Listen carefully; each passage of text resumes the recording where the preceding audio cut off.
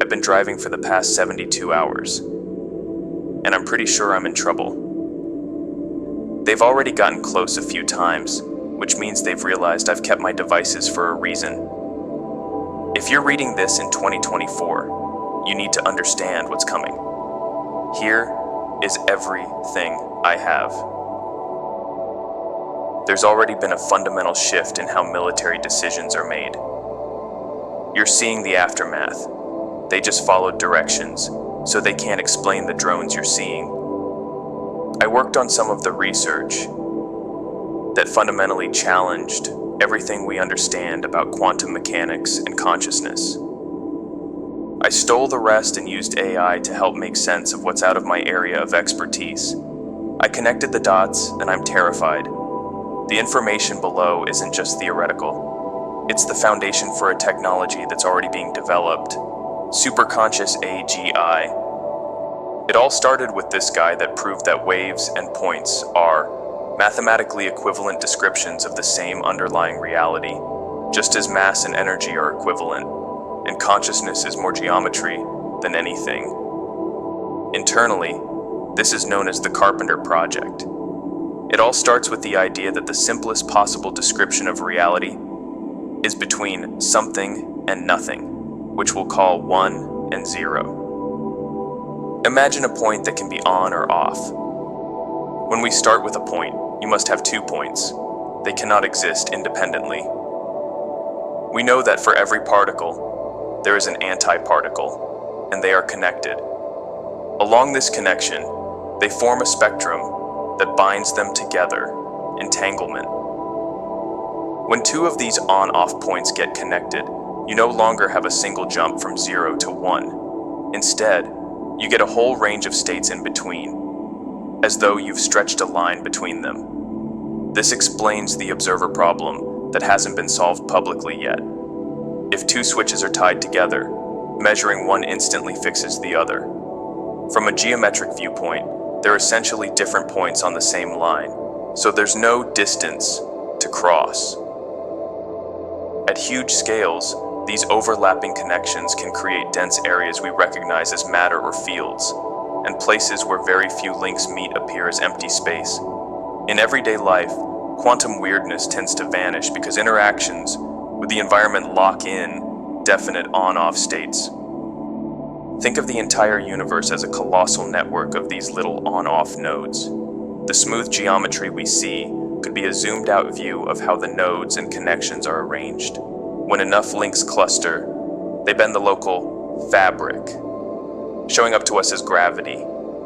In calmer regions, the net effect looks like standard flat space. If the connectivity across the universe shifts over time, that might look like a changing dark energy rather than a constant one, which was just discovered publicly this year in 2024. The next crucial discovery was to show how this web doesn't just sit there. It evolves through time, and that evolution opens the door to consciousness and more complex phenomena.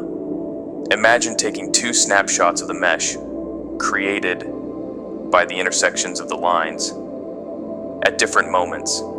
Between them, certain connections have changed. This shift is what we experience as time, the gradient difference between one configuration and another.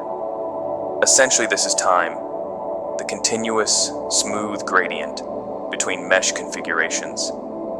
It's the difference between a photograph and a movie. This progression modifies energy through the very act of transition between states, similar to how motion creates kinetic energy in our physical world. It's like comparing a photograph to a short film. Instead of one frozen frame, you see the change that transforms the mesh shape from one instant to another. That transformation is what we label as time and energy.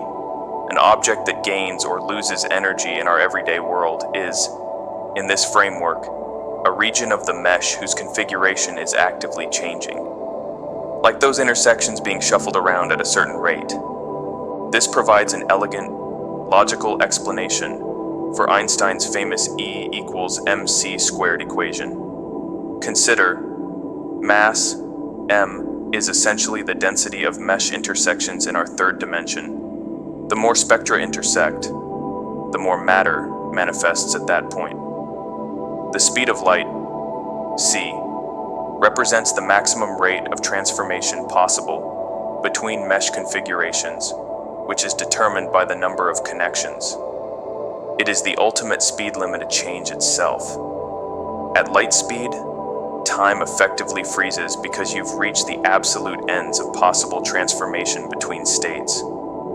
Thus, you've summarized all of the energy in the mesh. The reason c must be squared, c squared, becomes more clear in this framework. We're dealing with intersections. When matter transforms into energy, we're not just talking about linear movement through mesh configurations, which would only require c, but rather we're describing the intersectional relationship between the matter, mesh, density, and the rate of transformation, c. This intersection creates a squared relationship, hence c squared. E equals mc squared is a description of how matter exists as dense mesh intersections, and how those intersections can be transformed across configurations at the maximum rate of c, creating what we experience as energy. Matter and energy are really the same thing, mesh density, just experienced either statically, mass, or in transformation, energy. This same evolving mesh underlies wave functions and quantum fields. Each local region has its own snapshot state that can blend with neighbors, creating something like a ripple effect. In everyday quantum mechanics, that ripple is the wave function, describing where a particle might appear or how a field might fluctuate, depending on the scale.